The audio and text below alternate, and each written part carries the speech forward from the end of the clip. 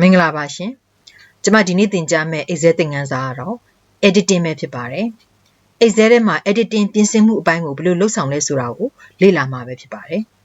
အဲ့တော့ editing လုပ်တဲ့နေရာမှာကျမတို့ long level တွေကိုဘယ်လို edit လုပ်တယ်လဲစာသားတွေကိုဘယ်လို edit လုပ်မလဲကဏ္ဍတွေကိုဘယ်လို edit လုပ်မလဲနေ့စွဲတွေကိုဘယ်လို edit လုပ်မလဲနော် comments တွေဘယ်လိုထည့်မလဲဘယ်လိုပြင်မလဲဘယ်လိုဖြည့်မလဲ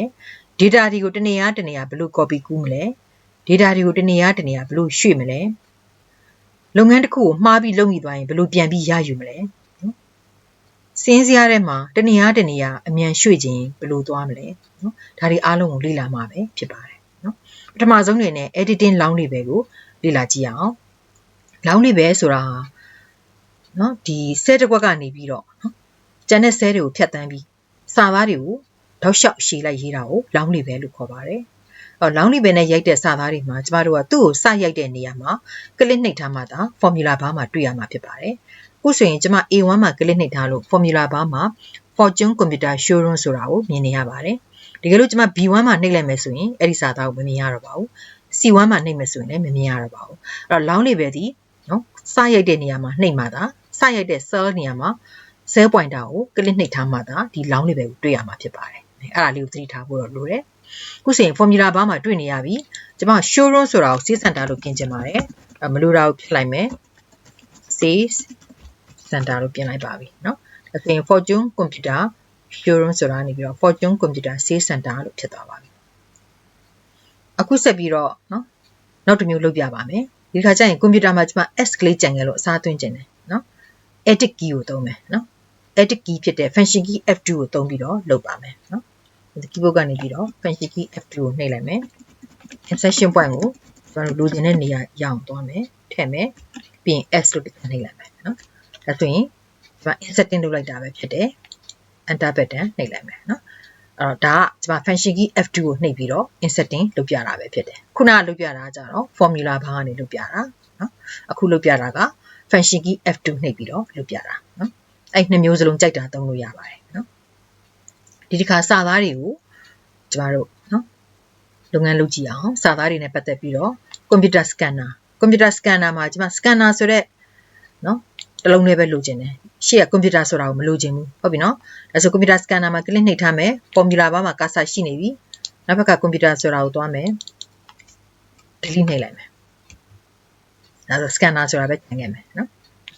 enter button နှိပ်လိုက်မယ်နော်အဲ့တော့မလိုတဲ့စာသားကိုဖျက်လိုက်တာပဲဖြစ်တယ်နော်အစားသွင်းမယ်ပေါ့နော်အစားသွင်းတာလုပ်ကြည့်အောင် memory ဆိုတာကိုကျွန်မ memory stick လို့ပြင်ချင်တယ်နော် memory မှာ click ချက်နှိပ်လိုက်မယ် formula bar မှာ cursor ထားမယ် speed တစ်ချက်နှိပ်မယ်ပြီးရင် stick ဆိုတာလေးကိုထည့်လိုက်မယ်နော် enter button နှိပ်လိုက်မယ်ဒါဆို memory နေရာမှာ memory stick လို့ဖြစ်သွားပါပြီနော်အစားသွင်းလိုက်တာပဲဖြစ်ပါတယ်နော်ဒီတစ်ခါ keyboard နော်ကျွန်မ replace လုပ်ကြည့်ချင်ပါတယ်နော် keyboard ဆိုတဲ့စာသားလုံးဝမှားနေတယ်နော်အဲ့တော့သူ့ကိုကျွန်တော် printer ဆိုတာနဲ့ပြင်လိုက်ချင်တယ်เนาะအဲ့ဒါဆို keyboard ပေါ်မှာ click တစ်ချက်နှိပ်ထားမယ် printer လို့ရေးလိုက်ပါမယ်မှန်ချင်နှိပ်လိုက်မယ်ဒါကတော့ replace လုပ်တယ်လို့ခေါ်ပါတယ်เนาะစာသားအဟောင်းကိုစာသားအသစ်နဲ့ replace လုပ်တာပါเนาะခုနလုပ်ပြတာတွေကကြတော့ memory stick ကကြတော့ကျွန်မအစားသွင်းပြတာဖြစ်ပါတယ် inserting လုပ်ပြတာခုန computer scanner မှာเนาะပုံနေတဲ့စလုံးကိုဖယ်ထုတ်တာကြတော့ delete လုပ်တာပဲဖြစ်ပါတယ်เนาะ computer ကို delete လုပ်ပြီးတော့မှ scanner ဆိုတာကိုထည့်လိုက်တယ်ပေါ့เนาะအဲ့တော့ inserting နဲ့ replacing ကွာတဲ့ချက်ကကြတော့ inserting ဒီလိုချင်တဲ့စာသားလေးတွေကိုထည့်လိုက်ရုံပဲเนาะမူလစာသားမပြတ်ဘူး replacing ကကြတော့မူလစာသားကိုလုံးဝဖျက်ပလိုက်ပြီးတော့အသစ်ရိုက်ထည့်တဲ့စာသားကိုသာလက်ခံပေးလိုက်တာဖြစ်တယ်ရမယ်เนาะအဲ့ဒီပုံစံတိုင်းကျမတို့စာသားတွေကို editing လုပ်လို့ရပါတယ်ကဲခဏန်းတွေကိုပြင်ကြည့်အောင်ခုဆိုရင် hard disk ကိုကျွန်မ4သိန်းလို့ရေးထားတယ်ကျွန်မ3သိန်းလို့ပြင်ချင်ပါတယ်ပြင်ချင်တဲ့ကဏ္ဍပေါ်မှာ click တစ်ချက်နှိပ်ထားမယ် formula bar ကိုသွားမယ်ဒီကို3လို့ပြင်လိုက်မယ်နော်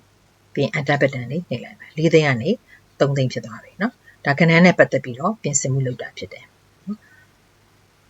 နောက်နေစွမ်းနဲ့ပတ်သက်ပြီးပြင်ဆင်မှုလုပ်ကြည့်အောင်နေစွမ်းရိုက်ထားတယ်ရှေ့ဆုံးက month နော်လဖြစ်ပါတယ်ခလဲကရက်ဖြစ်ပါတယ်နောက်ဆုံးကနှစ်ဖြစ်ပါတယ်နော်အဲ့တော့ကျွန်မဒီ month ကို12လလို့ပြင်ချင်တယ်နော် formula bar ကိုသွားမယ်30ကို12လို့ပြင်လိုက်မယ် enter button နှိပ်လိုက်မယ်နော်ဒီက edit key နဲ့သွားမယ်တစ်ချက်နှိပ်ထားမယ် keyboard ကနေ function key F2 နှိပ်လိုက်ပြီး2019 2020လို့ပြင်မယ်2020 enter button နှိပ်လိုက်ပြီဟုတ်ပြီနော်အဲ့တော့ date နဲ့ပတ်သက်ပြီးတော့ဒီပုံစံတိုင်းပြင်ဆင်မှုလုပ်ပါတယ်ပြီးရင် inserting editing deleting comment ဆိုတာကိုလုပ်ကြည့်အောင်နော်အဲ့တော့ memory stick ကိုကျွန်မသူ့ကိုရှင်းလင်းချက်ကလေးထည့်ခြင်းတယ်နော်အဲ့တော့ memory stick မှာ click ချက်နှိပ်ထားမယ် mouse ကနေပြီးတော့ညာဘက် click နှိပ်မယ် insert comment လို့ပြောလိုက်မယ် memory stick ဆိုတာဘာလဲ portable storage device နော်အဲ့ဒါကျွန်မသူ့ကိုဗာလေးထည့်လိုက်တာလေ comment လေးထည့်လိုက်တာရှင်းပြလိုက်တာပေါ့နော် okay comment ထည့်ထားရင်တွေ့လားအနီရောင်ဆက်ကလေးပေါ်တယ်တင်လိုက်တာနဲ့ရှင်းလင်းချက်ကလေး comment လေးထွက်လာတယ်ပေါ့နော်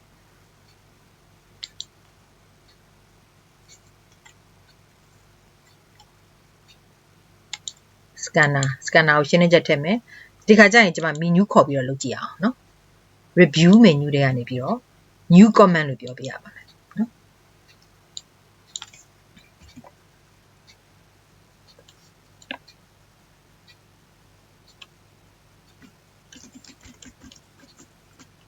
ခဏပါ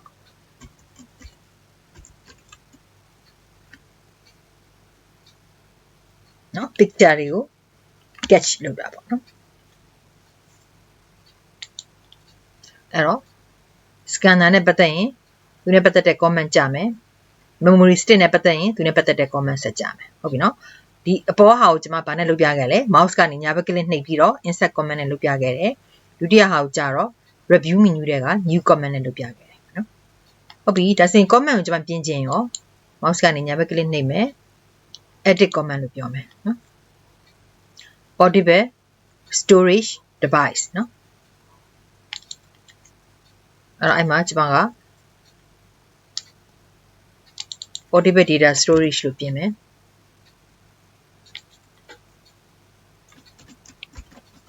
editing လုပ်လိုက်တာပေါ့နော်ဒါဟာ comment ကို editing လုပ်တာဖြစ်ပါတယ် portable data storage ဖြစ်သွားပါပြီနော်အဲ့တော့ scanner ကိုလည်းကျွန်မနော်ပြင်ပြပါမယ် click ချက်နှိပ်ထားမယ် review menu တွေက edit comment နော် menu နဲ့လုပ်ပြတာပါ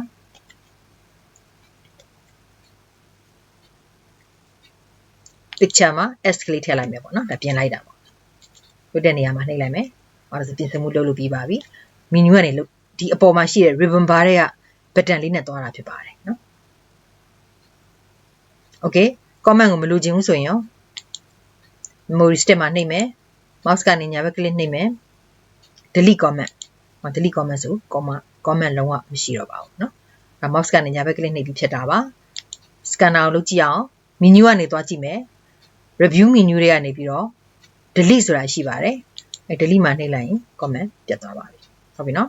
အဲ့တော့ကျွန်မနှစ်မျိုးစီလုပ်ပြခဲ့ပါတယ်ပထမတစ်မျိုးကကြတော့ mouse ကနေညာဘက် click နှိပ်ပြီးတော့ insert တို့ edit တို့ delete တို့ကိုလုပ်ပြခဲ့တာဖြစ်တယ်ဒုတိယတစ်နည်းကကြတော့ comment ထည့်ခြင်းတဲ့နေရာမှာထားပြီးတော့ review menu တွေက new comment edit comment delete comment နေနဲ့လုပ်ပြခဲ့တာဖြစ်ပါတယ်နော်အဲ့တော့ခုနကကျွန်မ comment လုပ်ထားတာတွေကိုပြန်ပြီးတော့လိုချင်တယ်ဟုတ်ပြီနော်ဒါဆိုကျွန်မဘာ button လေးနှိပ်ရမလဲ undo button လေးနှိပ်ရမှာပေါ့နော်ဟော comment တွေပြန်မရဘူးလားရပြီနော်နောက်တစ်ချက် undo နှိပ်ကြည့်အောင်ဟောဒုတိယ comment လည်းပြန်ရတယ်ဒါ undo ကိုကျွန်မတို့လက်တွေ့သုံးကြည့်လိုက်တာပေါ့နော်အခုဆိုရင်ကျွန်မ comment တွေရနေပြီနော်အဲ့တော့ comment တစ်ခုနဲ့တစ်ခုကိုသွားခြင်းရင် next previous next to previous တို့နဲ့တွားလို့ရတယ်เนาะ။ကျွန်မ next လို့နှိပ်လိုက်လို့ရှိရင်ဒုတိယ comment ကိုတွားတယ်။နောက်တစ်ချက် next ဆိုရင်မရှိတော့ရင် message ကြာမယ်เนาะ။နောက်ကိုပြန်ဆုတ်ချင်တယ်ဆိုရင် previous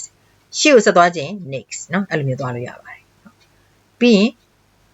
comment တွေအားလုံးကိုပြပေးပါဆိုရင် show all comment နဲ့လည်းပြလို့ရပါတယ်။ comment တွေအားလုံးကိုတန်းစီပြီးတော့ပြပေးထားတယ်ပေါ့เนาะ။ရမယ်เนาะဒါ comment နဲ့ပတ်သက်လို့ပါ။ menu ကိုမှတ်ထားပေးပါ review menu နဲ့တွားပါတယ်။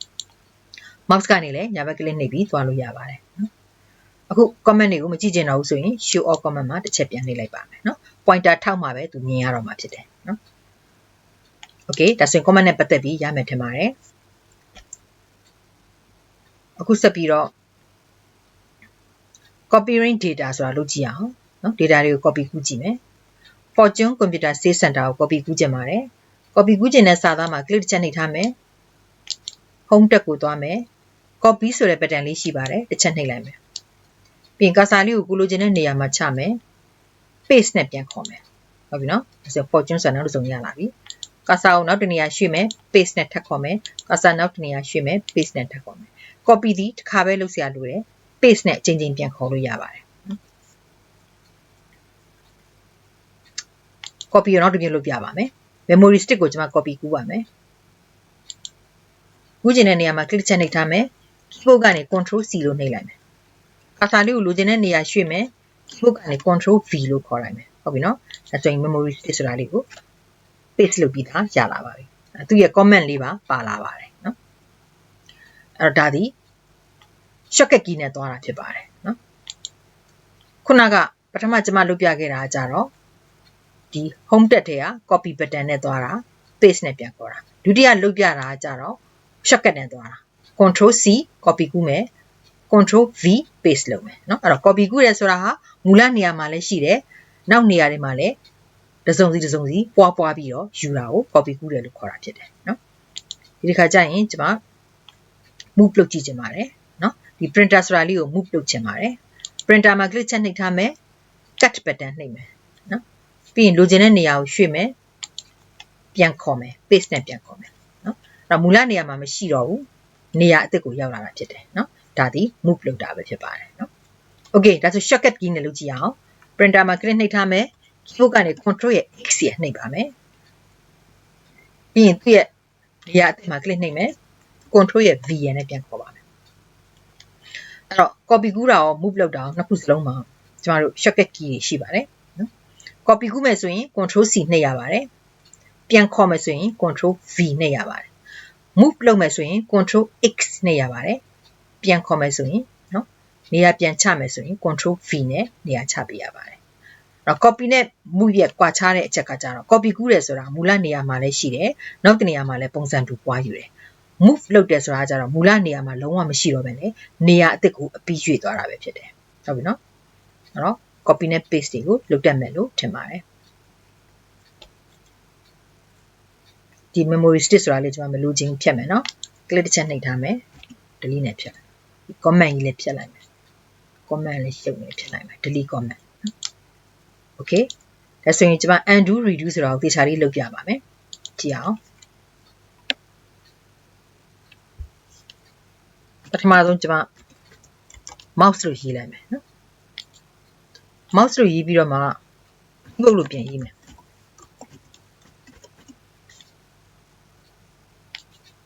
keyboard လို့ရေးပြီးတော့မှ monitor လို့ရေးမယ်ဟုတ်ပြီနော်ပြီးတော့မှကျွန်မကမူလရေးထားခဲ့တဲ့ mouse ကိုပြန်လိုချင်တယ်ပေါ့နော်အခုကျွန်မနောက်ဆုံးလုပ်ခဲ့တဲ့အလုပ်တွေကိုမလုပ်ချင်တော့ဘူးနော်မူလအတိုင်းပဲပြန်ထားခြင်းတယ်ဒါဆိုရင် quick access toolbar ထဲမှာ undo ဆိုတဲ့ button လေးရှိပါတယ်မြားလေးဘယ်ဘက်ကိုကွေးပြထားတာ undo button နော်အားလေးတစ်ချက်နှိပ်လိုက်မယ် monitor ကနေ keyboard ဖြစ်သွားပြီနောက်တစ်ချက်နှိပ်လိုက်မယ် keyboard ကနေ mouse ဖြစ်သွားပြီဟုတ်ပြီနော်အဲ့တော့ undo ဆိုတဲ့သဘောဒီကျွန်မနောက်ဆုံးလုပ်ခဲ့တဲ့အလုပ်တွေကိုမလုပ်တော့ဘူးလို့ပြောတာဖြစ်ပါတယ်မူလအတိုင်းပဲပြန်ထားမယ်လို့ပြောတာဖြစ်ပါတယ်နော် okay အဲ့ဆိုရင်ဒီမှာနောက်ထပ်မြားလေးတစ်ခုထပ်ပေါ်လာပြီသူကဘာလဲဆိုတော့ redo ဆိုတာကျတော့နောက်ဆုံးလုပ်ခဲ့တဲ့အလုပ်တိုင်းထပ်လုပ်ပေးပါလို့ပြောတာဖြစ်ပါတယ်အဲ့ဆိုကျွန်မ redo button နှိပ်လိုက်ပါ mouse ကနေ keyboard ဖြစ်သွားပြီနောက်ထပ် redo button ထပ်နှိပ်မယ် keyboard ကနေ monitor ပြန်ဖြစ်သွားပြီဟုတ်ပြီနော်အဲ့တော့ undo နဲ့ redo ကဆန့်ကျင်ဘက်ဖြစ်ပါတယ် undo ကကြတော့ကျမတို့နောက်ဆုံးလုပ်ခဲ့တဲ့အလုပ်တွေကိုမလုပ်ချင်တော့ဘူးလို့ပြောတာဖြစ်ပါတယ်အချိန်နှိပ်လို့ရပါတယ် redo ကကြတော့နောက်ဆုံးလုပ်ခဲ့တဲ့အလုပ်တိုင်းထပ်လုပ်ပေးပါလို့ပြောတာဖြစ်ပါတယ်နော်အဲ့တော့ဒီ undo redo တွေကိုကိုယ့်လုပ်ငန်းရဲ့လိုအပ်ချက်တိုင်းတင့်တော်သလိုအသုံးပြုလို့ရပါတယ်ဒါပေမဲ့ဒီ undo redo တွေဟာအချိန်တိုတွင်းမှာပဲလုပ်ရတာဖြစ်တယ်မနေ့ကတခုခုကိုမှားလို့ပြီးတော့ညနေကျမှပြန်လုပ်ခြင်းနဲ့ဆိုလို့မရပါဘူးဟုတ်ပြီနော်အဲ့တော့အချိန်တိုတွင်းမှာပြန်ပြီးတော့ရယူရတာမျိုးဖြစ်ပါတယ်နော် okay ခုဆက်ပြီးတော့ go to ဆိုတာလေးကိုလုပ်ကြည့်အောင်ကစားရွှေ့တာဖြစ်ပါတယ်နော်အဲ့တော့ဒီမှာ home tab ထဲကနေ find and select ဆိုတာကိုနှိပ်လိုက်ပါမယ် find and select ထဲမှာ go to ဆိုတာရှိပါတယ် shortcut key က control G ပါ go to လို့ပြောလိုက်ရင်ကျမတို့သွားခြင်းတဲ့ cell reference ကိုဒီနေရာမှာပြောပေးရပါတယ် E11 ကိုသွားခြင်းပါတယ် okay လို့ပြောလိုက်မယ်เนาะဆိုကျွန်တော် cursor ဒီ E11 ကိုရောက်သွားပြီဖြစ်ပါတယ်เนาะ cursor ရွှေ့လိုက်တာပဲဖြစ်ပါတယ်เนาะ shortcut နဲ့သွားကြည့်မယ် control ရဲ့ G ရဲ့နှိပ်လိုက်ပါနော်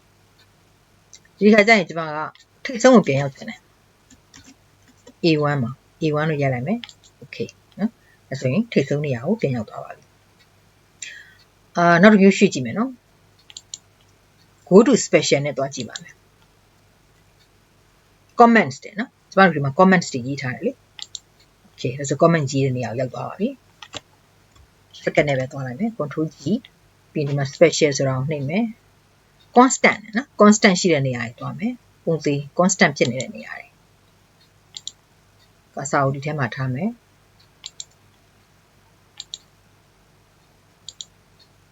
constant ဒီနေရာတွေက constant တွေပဲဖြစ်ပါတယ်ပုံသေးရေးထားတဲ့နေရာတွေပေါ့နော်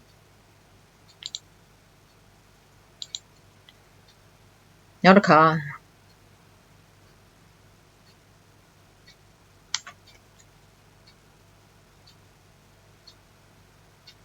ကျွန်မ blank cell လေးအရင်လုပ်ကြည့်လိုက်အောင်မယ်နော်ဒါကိုဖြတ်မယ် hard disk ကိုဖြတ်မယ်ပြီးရင် control G နှိပ်မယ် special ကိုနှိပ်မယ် blank ကိုကြည့်ကျင်တယ်နော် blank ဖြစ်နေတဲ့ cell လေးကိုကြည့်ကျင်တယ်အဲ့ဒါဆို blank ဖြစ်နေတဲ့ cell တွေကိုလာပြပေးပါတယ်နော်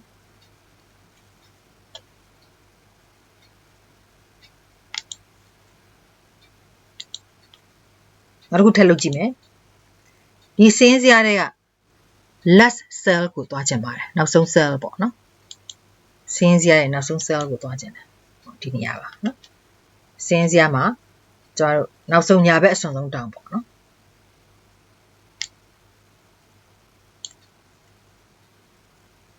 သူ့ရဲ့နောက်ဆုံး last cell ကိုပြပေးတာပဲဖြစ်ပါတယ်နော်အဲ့လိုမျိုးကျွန်တော်တို့ကိုသွားခြင်းတဲ့ cell တွေကိုအမြန်သွားခြင်းနဲ့ဆိုရင်ဒီ find and select ထဲက go to ဆိုတာကိုသုံးလို့ရတယ် go to shortcut key နဲ့ control G နှိပ်ပြီးတော့လည်းသွားလို့ရတယ်နော်နောက် go to special ဆိုတာကိုပဲသုံးလို့ရတယ်နော် go to special မှာကြတော့ကျွန်တော်တို့ comments တွေ blank cell တွေနော် constant တွေဒါတွေအားလုံးကိုလိုက်ရှာလို့ရတယ်ပေါ့နော် okay ဒါဆိုလို့ရှိရင်ကျွန်မဒီနေ့သင်တဲ့ editing အပိုင်းကိုနားလည်လိမ့်မယ်လို့ထင်ပါတယ်အားလုံးကိုကျေးဇူးတင်ပါတယ်ရှင်